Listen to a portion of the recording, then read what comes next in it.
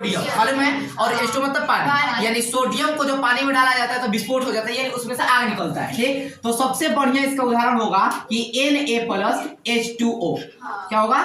H2O, यानी इसको मिलाएंगे तो क्या निकलेगा? तो उष्मा निकलेगा। आगे समझ में? यानी छेपी मतलब क्या होता है? निकलना। जो उष्मा छेपी ना, छेपी मतलब क्या होता है? निकलना। और उष्मा मतलब उष्मा, आग, ठीक ना। यानी उष्मा का निकलना ही क्या कहलाता है? उष्मा छेपी कहलाता है। और जब दो पदार्थ को आपस में मिलाएंगे तो उष्मा निकलेगा, उष्मा छेपी कहते हैं, ठीक ना। अब इसका उष्मा छेपी का उदाहरण क्या होगा? तो उष्मा छेपी मतलब उदाहरण उसका होगा कि धामन सोडा और पानी। धामन सोडा मतलब सरफ, ठीक ना, और पानी मतलब पानी, ठीक है। तो धामन सोडा मतलब सरफ। सरफ को लेकर मान लो कि मुट्ठी में सरफ को ले लिया और ऊपर से पानी गिराएंगे तो मुट्ठी में गरम लगता है सरफ हुआ, ठीक ना। तो ये क्या है? उसमें से उष्मा निकलती है, यानी आग निकलता है। उतना आग नहीं निकलता जितना हाथ जल जाए, लेकिन उसमें से उष्मा निकलती है, यानी आग निकलता है, ठीक ना। उसे उष्मा छेपी कहेंगे। और एक उदाहरण है उसका बढ़िया, Na+H2O। Na मतलब कथी होता है? तो सोडियम मालूम है। और H2 मतलब पानी, यानी सोडियम को जो पानी में डाला जाता है तो विस्फोट हो जाता है, यानी उसमें से आग निकलता है। ठीक, तो सबसे बढ़िया इसका उदाहरण होगा कि Na+H2O। क्या होगा?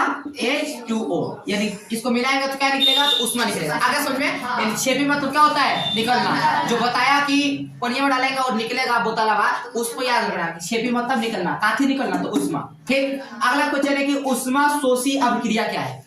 उष्मा शोषी का मतलब होता है, शोषी का मतलब सोखना। काथी सोखना? तो उष्मा। उष्मा का ग्रहण होना क्या कहलाता है? उष्मा शोषी अभिक्रिया कहलाता है, ठीक ना। तो जब दो अलग अलग रासायनिक पदार्थ आपस में मिलाए जाते हैं तो उनमें उष्मा का क्रिया होने के लिए उसको उष्मा चाहिए। क्या चाहिए? उष्मा, यानी आग चाहिए। उसे ही उष्मा शोषी अभिक्रिया कहते हैं। मान लो कि जैसे ये उदाहरण उसका नहीं है, जैसे मान लो सब्जी बना रहे हैं या चावल बना रहे हैं, ठीक ना। तो सब्जी बनाते समय सब्जी बनाने के लिए क्या चाहिए? सब्जी चाहिए, मतलब जो मान लो आलू बना रहा है तो आलू चाहिए ना, और बर्तन उसका चाहिए, और सबसे मुख्य चीज क्या चाहिए? आग चाहिए। आग नहीं लगा बनेगा? नहीं बनेगा ना, नहीं बन सकता। ठीक, तो गैस बनेगा तो उका है, आग ये है। तो आग क्या होगा? तो उसके लिए आग मुख्य है। पाकने के लिए, आलूया पाकने के लिए क्या होता है कि आग का आग जो है वो उस आलू के अंदर इसके कण जो होते हैं एंट्री करते हैं, ठीक ना, उसकी वजह से पकता है, ठीक ना। मान लो जैसे बर्फ है जमा हुआ है, अब उसको बाहर ही निकालेंगे तो मालूम है कि रूम का टेम्परेचर होता है 25 सेल्सियस, ठीक ना। अब क्या होगा कि ऑक्सीजन क्रिया करके रूम का टेम्परेचर है 25। अब क्या होता है? बर्फ धीमे धीमे गलने लगेगा। तो उसको गलने के लिए किसकी जरूरत पड़ी? टेम्परेचर की ना।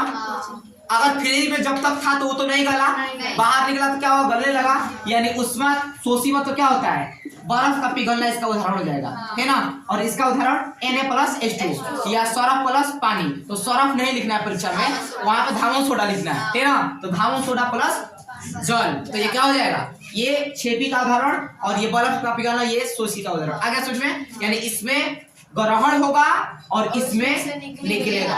ठीक।